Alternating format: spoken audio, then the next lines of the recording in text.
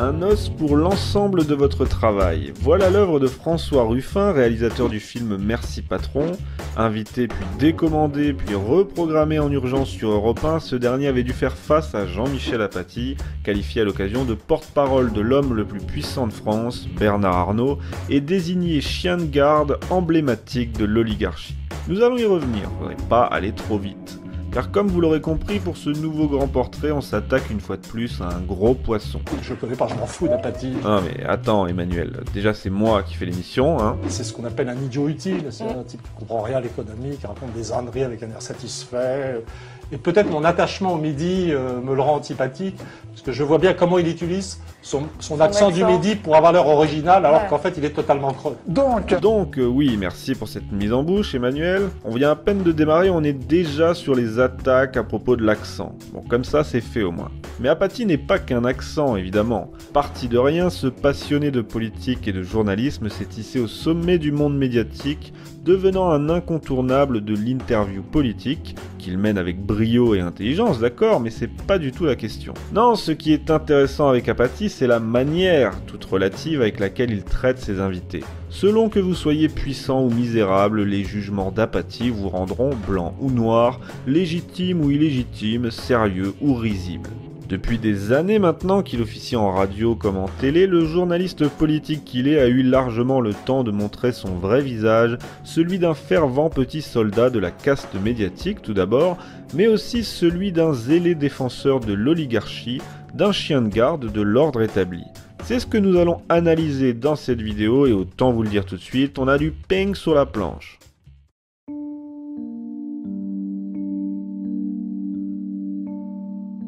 Jean-Michel Apathy est né en septembre 1958 dans les Pyrénées-Atlantiques. Et autant dire qu'il n'a pas eu un parcours classique. Quand je dis parcours classique, je ne veux pas dire normal, car d'un point de vue global, il a eu un parcours normal. Non, ce que je veux dire, c'est qu'il n'a pas eu un parcours clé en main, comme l'immense majorité de nos journalistes, à savoir grandes écoles, écoles de journalisme, stages, puis embauches.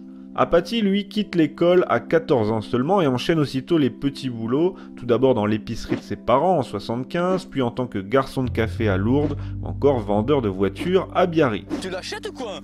Non, ça m'intéresse pas. Mais achète-la! Ce sera là son quotidien pendant près de 10 ans. Mais à 24 ans, il décide de reprendre ses études. Il entre tout d'abord à la faculté de droit de Pau, puis à l'IUT de journalisme de Bordeaux. Et c'est durant cette période étudiante qu'il commence à militer et à se politiser. À gauche, évidemment. Alors qu'il est étudiant en droit à Pau en 82, il adhère au Parti Socialiste et est un militant actif de la section PS de son université. De son propre aveu, il se sent alors proche du courant social-démocrate de Michel Rocard. C'est un an plus tôt, lors de l'élection de François Mitterrand, qu'il s'est découvert une véritable passion pour la politique. En 86, lorsqu'il débute ses études de journalisme à Bordeaux, il quitte le PS. Il cesse également, nous dit-il, de se sentir de gauche. Il le confiera plus tard, s'il a cessé à ce moment-là de se sentir de gauche, il n'a jamais été de droite, oh, ça non. Mais ce désencartage ne l'empêche pas de continuer à militer activement, la même année lors du mouvement contre le projet de loi Devaquet. Regardez, c'est lui. Il est alors membre de la coordination étudiante. Tous les étudiants ressentent profondément d'une part de la tristesse. Comme vous pouvez le constater, l'accent n'a pas changé. Après ses études, il arrive à Paris avec la ferme intention de devenir ce qu'il restera toute sa carrière, journaliste politique. Il commence à Politis, un hebdomadaire de gauche antilibéral et écologiste, en 88, et ensuite il enchaîne les piges et les contrats à Libération, au JDD, au Parisien, à l'Express, puis Le Monde de 99 à 2003. Mais ce qui l'attire par-dessus tout, c'est la radio. Il fait ses débuts sur France Inter en 99, où il présente l'éditorial politique du matin. En 2003, Jean Lucas, qui est alors le patron de la station, lui propose de prendre la tête du service politique. Mais Jean-Michel ne se résout pas à abandonner sa case du matin et décide alors de rejoindre RTL, où il animera de longues années durant l'interview politique de 7h50. Et c'est là qu'il va se distinguer, par un style très incisif en bousculant ses invités. Le style Apathy est né. À partir de septembre 2006, il passe sur le petit écran en devenant un indéboulonnable chroniqueur du grand journal de Canal+, en plus de son émission sur RTL dont il devient en 2008 chef du service politique et directeur adjoint de la rédaction. Enfin, en mai 2015, après plus de 10 ans de bons et loyaux services, il quitte RTL et Canal+, pour Europe 1, où il animera l'émission du midi, toujours avec l'accent du midi, évidemment. Cette collaboration ne durera qu'un an. En juillet 2016, suite à un conflit avec sa direction, qui demandait son exclusivité totale suite à ses passages réguliers sur BFM TV, il fait ses bagages et rejoint le service public, plus particulièrement la toute nouvelle chaîne d'information en continu, France Info. Il retrouve alors sa chère interview politique du matin, entre 8h30 et 9h, retransmise simultanément à la radio.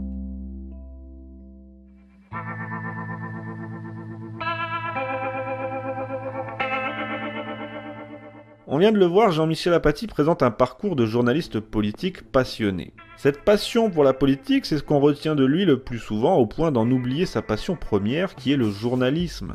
Enfin, un certain journalisme, qu'on pourrait grossièrement qualifier de journalisme de caste. Oui, de caste.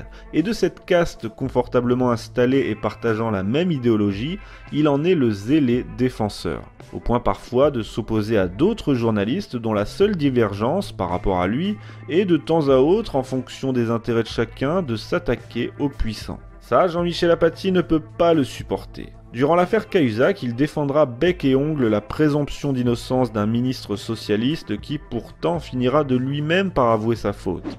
Quand on dit « Monsieur X a un compte en Suisse », on apporte la preuve irréfutable. Pour Apathy, Mediapart a accusé sans preuve. Tweet après tweet, semaine après semaine, il n'aura de cesse de réclamer les preuves à ses confrères au sujet de ce compte en Suisse présumé. Des enregistrements seront diffusés, mais Apathy maintiendra sa ligne jusqu'au bout. Mediapart n'a rien. Mediapart apporte un enregistrement. Quand on l'écoute, on ne sait pas si c'est Donald ou Cahuzac qui parle. Et même lorsque le ministre Cahuzac finira par tout avouer, notre journaliste pointilleux s'accrochera à son postulat de départ, on n'accuse pas sans preuve. Alors sans vouloir le moins du monde défendre les journalistes de Mediapart ou faire abstraction de leur motivation, Jean-Michel Apathy a montré ici l'un de ses visages, celui de défenseur de l'ordre établi, d'avocat des puissants. En s'attaquant frontalement à Cahuzac, Mediapart n'a pas fait que mettre au jour un compte en Suisse. Le média en ligne a également dévoilé la corde sensible d'Apathy. Apathy, avocat médiatique de Cahuzac, s'il s'en défend, il ne fait pas l'ombre d'un doute que si la personnalité visée par des soupçons avait été, au hasard, du Front National, ou même du Front de gauche d'ailleurs, ce dernier n'aurait nullement pris la peine de produire des centaines de tweets au nom de la déontologie. Vous rentrez dans des polémiques qui sont absolument, regardez-moi, Oui. ignobles. Gardien du temple médiatique, Apathy n'hésite pas à affirmer haut et fort que les journalistes n'ont, je cite, « aucun pouvoir, zéro, nada, pot de balle ». Bon, ça ok, je l'ai rajouté, mais j'invente rien pour autant. En novembre 2016, il déclarait à l'Obs « le journaliste politique a zéro pouvoir ». Plus loin, il ajoutait « il y aura toujours besoin de journalistes pour témoigner, raconter, poser des questions. L'utilité du journaliste est là, mais son influence est très faible, il ne pèse pas. S'il avait été influent, Jean-Marie Le Pen n'aurait jamais été qualifié en 2002 pour le second tour de l'élection présidentielle. Aujourd'hui encore, l'hostilité médiatique à l'égard du FN ne l'empêche pas d'être le premier parti de France. Là, Jean-Michel fait semblant de confondre l'influence globale des journalistes sur l'opinion, qui s'est encore récemment constatée avec l'ascension d'Emmanuel Macron dans les sondages grâce aux dizaines de couvertures de magazines qui lui ont été consacrées, et le rejet croissant de cette doxa imposée qui commence à se voir un peu trop. Lors d'une conférence à Sciences Po, il a réitéré ses propos. Pour Apathy, tout va bien dans le meilleur des mondes. La preuve, je le cite à nouveau, l'hostilité médiatique à l'égard du FN ne l'empêche pas d'être le premier parti de France. Plutôt que de s'interroger sur le caractère peu déontologique de cette hostilité, Apathy préfère s'inquiéter du fait qu'elle n'ait plus autant de poids. De là à l'accuser de parti pris, lui, le journaliste ultra pointilleux qui s'impose depuis des années de voter blanc pour ne rien devoir à personne, vous n'oseriez pas. Oui, vous avez bien entendu, Jean-Michel Apathy vote blanc ou ne vote pas du tout depuis des années. C'est lui-même qui le confie, mais attention, il y a quand même des exceptions. Pour le traité de Maastricht et le franc, en somme, tout ce qui contribue directement à brader la souveraineté de la France, Apathy abandonne soudainement sa neutralité de façade. Mais ça n'est pas tout. Neutralité de façade, encore une fois, avec une abstention sous condition, celle de ne pas voir une autre formation politique que l'UMP et le PS arriver au pouvoir. Après tout, pourquoi lui reprocher de ne pas vouloir changer le cours de l'histoire alors que l'ordre établi lui apporte un si grand confort intellectuel et matériel ? Mais ces condamnations et ces doutes ciblés ne concernent pas que le FN. L'extrême gauche a également une bonne place dans son cœur. Il est régulièrement épinglé par le site de critique des médias Acrimed pour son zèle dans son rôle de chien de garde, par le réalisateur Pierre Carl dans son documentaire DSK Hollande, etc., montrant à quel point les journalistes avaient aveuglément soutenu DSK puis Hollande en 2012, ou encore par François Ruffin, comme on l'a vu en début d'émission. Parce qu'on avait envie de vous inviter. Voilà. Et au cours des minutes précédentes, Ruffin en avait profité également pour dire tout le bien qu'il pensait du patron de Jean-Michel Apathy, Arnaud Lagardère, qui était selon lui à l'origine de sa déprogrammation. Et il faut dire aussi qu'Apathy en a profité lui aussi pour faire ce qu'il sait faire de mieux, servir de bouclier à ses patrons. En s'accaparant plus de 40% du temps de parole et en coupant sans arrêt la parole, il a montré un tout autre visage que lorsqu'il avait reçu, par exemple, Bernard Arnault dans son studio, où il avait laissé à son interlocuteur près de 80% de celui-ci. Comme il le dira lui-même, Chez nous, puisqu'on fait le même métier, on a un auditeur, c'est le patron. Défenseur de l'oligarchie, mais aussi défenseur de caste, une caste journalistique à laquelle il appartient pleinement, comme l'avait fait remarquer en direct le candidat à la présidentielle, Nicolas Dupont-Aignan, c'était sur Canal+. Oh, qu'il n'aime pas ça, Apathy, qu'on parle de son salaire, estimé à l'époque à 21 000 € par mois, rien que pour Canal+, quand même. Je veux bien que le salaire ne dise pas tout, particulièrement sur la capacité à exercer le métier de journaliste, mais quand même, à un moment donné, ça traduit une certaine position dominante dans le milieu, voilà, disons ça.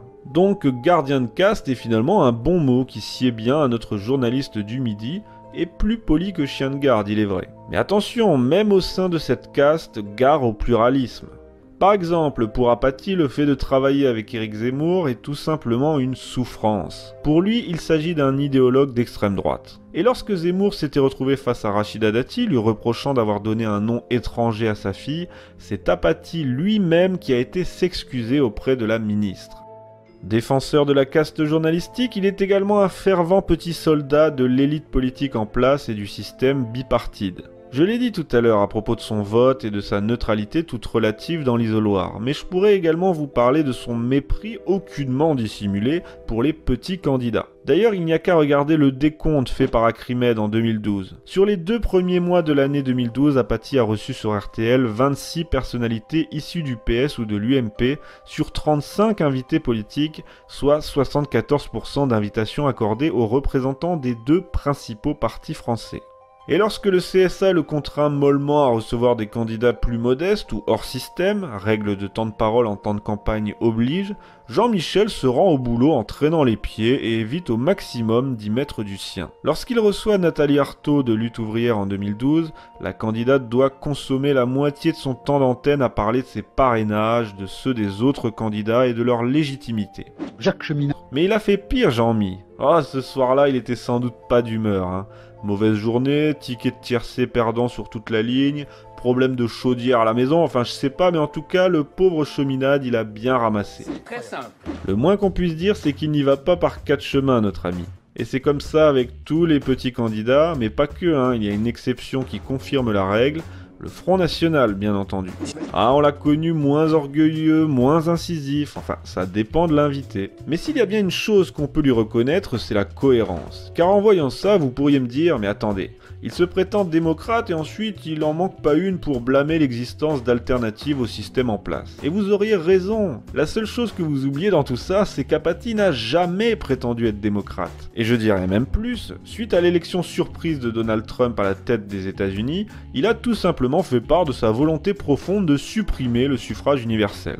Ah bah oui, Brexit, Trump, quand le vent tourne dans le mauvais sens, on commence à s'interroger et à remettre en question la légitimité qu'a le vent à souffler. Là au moins les choses sont claires. Wow, calme-toi Jean-Michel, tu vas beaucoup trop loin. En plus, pour un défenseur de caste, vouloir raser les symboles de grandeur, c'est tout de même étrange. Versailles, et on va terminer là-dessus, eh bien c'était le symbole de la caste de l'époque, l'aristocratie. oui. Alors peut-être que raser Versailles serait tout un symbole pour vous et cette nouvelle caste qui veut effacer les traces de l'ancienne.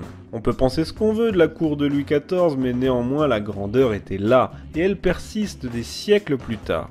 Et vous, monsieur Apathy, dans 300 ans, que restera-t-il de vous et de vos amis? À en croire ce portrait, pas grand-chose. Des os peut-être, mais pas n'importe lesquels. Parce qu'on avait envie de vous inviter. Voilà.